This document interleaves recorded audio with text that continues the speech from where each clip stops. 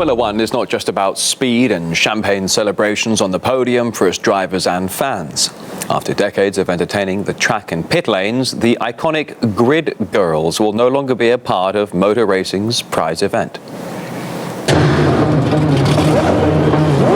Formula One's commercial director announced the decision, saying the Grid Girls no longer fit with modern social norms.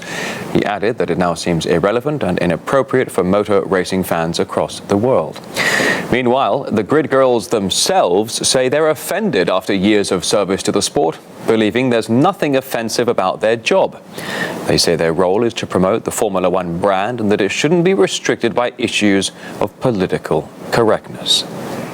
I saw my outfit before I agreed to do it. I knew what I was wearing. I knew what was expected of me. If you look at any kind of advertisement or branding these days, you know, you have beautiful, glamorous air hostesses working for the best airlines in the world. You have Victoria's Secret models who represent the brand so well that they model for.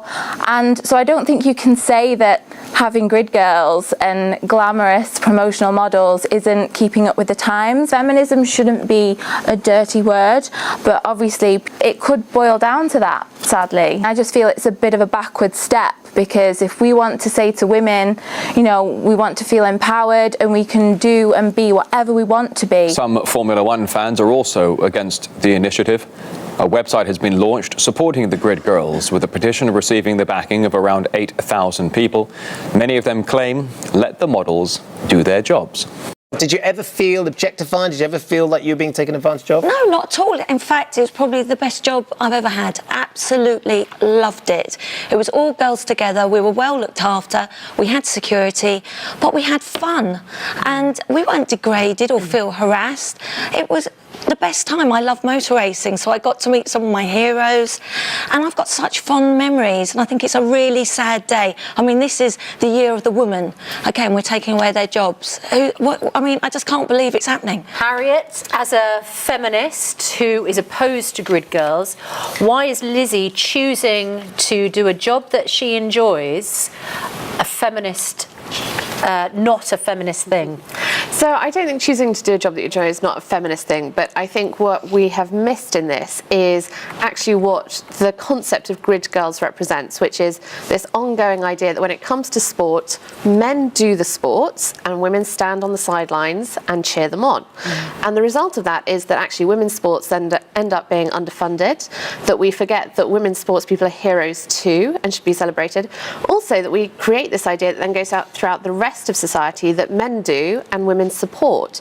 And it's a really, really strong visual. And I just feel in 2018, we've probably passed that now. You say, you know, you felt like that community was part of your family because you've been working with them all for such a long time. Yeah, we are like it does sound cliche, but we are a family. It is, you know, a very tight group and everybody knows everybody and everybody's just lovely. I think the issue is that people are saying that this is outdated, this is sexist, you know, that you're kind of up there as just this female, just a body to be sort of lingered. I can't think of a female job that's more safe. We've got 4 big security with us constantly. It's, you know, such a safe environment.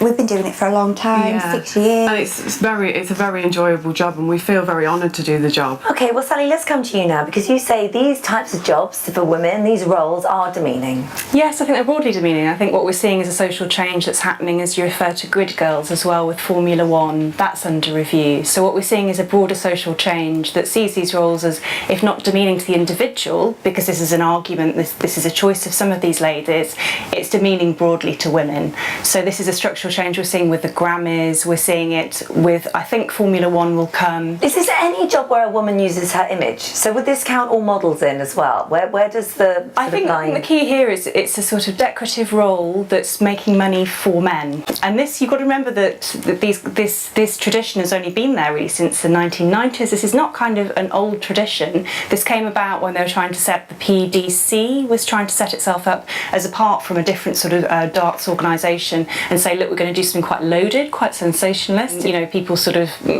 suffered when Miss World came off air, you know, people lost money in this, but it doesn't mean that the social change isn't necessary, and it's fans who also support this. It's not all fans who are resisting it. Fans and broadcasters are behind this. They've been supported by women's sports organisations, by women darts players. Okay. There's broad support. Well, Danielle, you speak to Sally, because it's Sally and people like her that have put you out of a job, essentially. Yeah, I just think it's very sad, really. I really do. I agree, and I think obviously I don't, as a feminist, want to undermine your earning capacity, but obviously there are other modelling routes too. Yeah, we do those as well. We do Great. all aspects of But modelling. as a feminist, isn't it their right to work in whatever job they so choose? Yeah, so that's a rights argument, so that's also used for sex work, for example. It's our right, it's a choice. Equal, we want to be treated seriously, we want equal pay, and to do this we need all of these structures in place. We need women to be seen as participants and not as decorative objects.